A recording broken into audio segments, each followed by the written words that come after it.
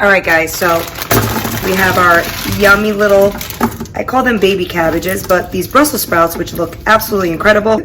So you're gonna put a little drizzle of olive oil, some salt and pepper.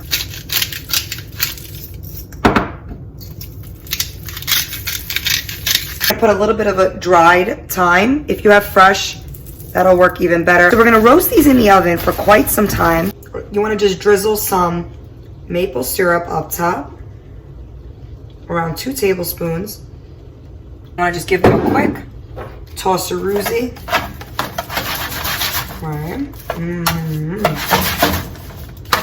Mix it up, and then you're gonna throw it back in the oven so it can finish cooking and get nice and caramelized.